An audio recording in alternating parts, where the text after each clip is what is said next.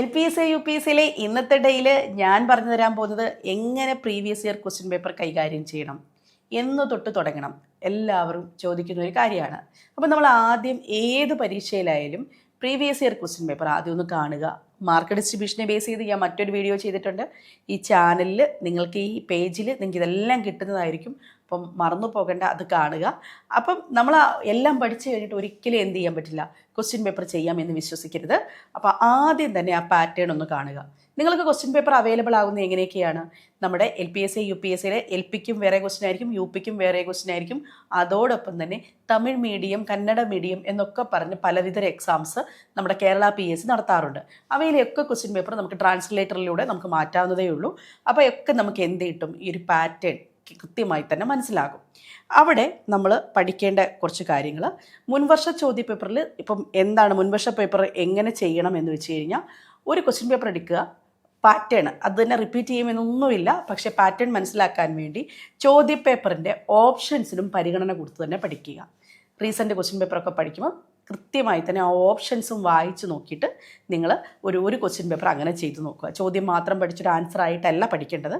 പിന്നെ മറ്റുള്ള പരീക്ഷയുടെ ക്വസ്റ്റ്യൻ പേപ്പർ ഉണ്ട്. ഇപ്പോൾ SCERT ചോദിക്കുന്ന, SCERT സയൻസ് ആണെങ്കിൽ അല്ലെങ്കിൽ സയൻസ് ഭാഗങ്ങൾ ചോദിക്കുന്ന LDയുടെ ക്വസ്റ്റ്യൻ പേപ്പർ ഉണ്ടാകും, JLTയുടെ ക്വസ്റ്റ്യൻ പേപ്പർ ഉണ്ടാകും. അതോടൊപ്പം തന്നെ നമ്മുടെ സൈക്കോളജിക്ക് വേണ്ടി KTETൻ്റെ ക്വസ്റ്റ്യൻ പേപ്പേഴ്സ് ഉണ്ടാകും, CTETൻ്റെ ക്വസ്റ്റ്യൻ പേപ്പേഴ്സ് ഉണ്ടാകും. ഇങ്ങനെയുള്ള ചോദ്യ പേപ്പറുകൾ നിങ്ങളുടെ പരീക്ഷാ ലെവലിലുള്ളത് കണ്ടെത്തി പരിശീലനം ചെയ്യുക. എല്ലാ ചോദ്യപേപ്പറും ചിലപ്പോൾ ഉപയോഗപ്രദമായെന്ന് വരത്തില്ല. നിങ്ങളുടെ പോർഷൻസ് ഉള്ളത് മാത്രം എന്ത് ചെയ്യുക, ക്വസ്റ്റ്യൻസ് മാത്രം നിങ്ങൾ പഠിച്ചാൽ മതി. ഇനിയും വിഷയാടിസ്ഥാനത്തിൽ പരമാവധി ചോദ്യങ്ങൾ ചെയ്യുക. അതായത് കോശങ്ങൾ എന്ന് പറയുന്ന ഒരു പോർഷൻ തീർന്നു കഴിഞ്ഞാൽ അതിനെ ബേസ് ചെയ്ത് മാക്സിമം മോക്ക് എക്സാംസ് ട്രയൽ ചെയ്യുക. സിലബസിനകത്ത് നിങ്ങളുടെ പോർഷൻസ് ഉണ്ടല്ലോ, ഓരോ പോർഷൻസിനെയും ബേസ് ചെയ്ത് മാക്സിമം ചെയ്യുക. ഡെയിലി ക്വസ്റ്റ്യൻ പേപ്പേഴ്സിൽ നിങ്ങൾ മാത്സ്, ഇംഗ്ലീഷ്, മലയാളം ഇവയ്ക്ക് MEMന് പരിഗണന കൊടുക്കുക. കാരണം ഇവയിലൊക്കെ നിങ്ങൾക്ക് 35 മാർക്കിൻ്റെ സ്കോറിംഗ് ഏരിയയാണ്. അപ്പോൾ അതുകൊണ്ട് തന്നെ അവ ഒരിക്കലും എന്ത് ചെയ്യരുത്, ഒഴിവാക്കരുത്. പിന്നെ OMR ആദ്യം മുതൽ തന്നെ എന്ത് ചെയ്യുക, കൃത്യമായി പരിശീലിക്കുക. OMRൽ ബബിൾ ചെയ്യാനും ഒക്കെ ഓരോരുത്തർക്ക് തെറ്റുണ്ടായിരിക്കും. അതൊക്കെ മാറ്റിയെടുക്കാനായിട്ട് നമുക്ക് ഈ സമയം ഉപയോഗപ്രദമാകും. ഇനി അടുത്തത്, ഒരു ചോദ്യപേപ്പർ ചെയ്ത് കഴിഞ്ഞാൽ നിങ്ങൾ ചെയ്യേണ്ട ഏറ്റവും പ്രധാനപ്പെട്ട കാര്യം ഒരു ബുക്കിലേക്ക് ഇത് എഴുതി വെക്കുക എന്നുള്ളതാണ്.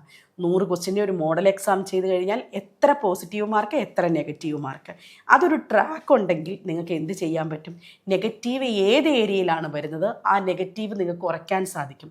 അപ്പോൾ ഏരിയ കണ്ടുപിടിക്കുക, ആ ക്വസ്റ്റ്യൻ പഠിക്കുക. ഇപ്പോൾ ബയോളജി ആണെങ്കിൽ അടുത്ത എക്സാമിൽ ബയോളജി ഇംപ്രൂവ് ചെയ്യാനുള്ള സ്ട്രാറ്റജി ഡെവലപ്പ് ചെയ്യുക. ആദ്യം നിങ്ങളൊരു 100 മാർക്കിൻ്റെ ക്വസ്റ്റ്യൻ പേപ്പർ എല്ലാ ആഴ്ചയിലും ചെയ്യണമെന്നല്ല. അത് ഇപ്പോൾ ഞാൻ കൊടുക്കുന്നത് എങ്ങനെയാണെന്ന് വെച്ച് കഴിഞ്ഞാൽ, ഒരു എക്സാമിൻ്റെ പാറ്റേൺ മനസ്സിലാക്കുന്നു, പിന്നെ ഓരോ ഡേയിലും ഒരു വീക്കിൽ ആണ് 100 മാർക്കിൻ്റെ എക്സാം നടത്തുന്നത്. അത് ആ പോർഷനെ ബേസ് ചെയ്തിട്ടായിരിക്കും. കൃത്യമായിട്ട് അതിനെ ബേസ് ചെയ്ത് ഞാനൊരു 100 മാർക്കിൻ്റെ എക്സാമാണ് കൊടുക്കുന്നത്. ഡെയിലി 30 മാർക്കിൻ്റെ എല്ലാ ദിവസവും ക്വസ്റ്റ്യൻ പരീക്ഷ നടത്താറുണ്ട്. അപ്പോൾ ഇങ്ങനെ നിങ്ങൾക്ക് സിസ്റ്റമാറ്റിക്കായിട്ട് പഠിച്ചു കഴിഞ്ഞാൽ നമ്മുടെ ക്വസ്റ്റ്യൻ പേപ്പർ സോൾവ് ചെയ്യാൻ പറ്റും. ഇതേപോലുള്ള ടിപ്സിന് വേണ്ടി ഈ പേജ് ഫോളോ ചെയ്തോളാം. വീണ്ടും കാണാം.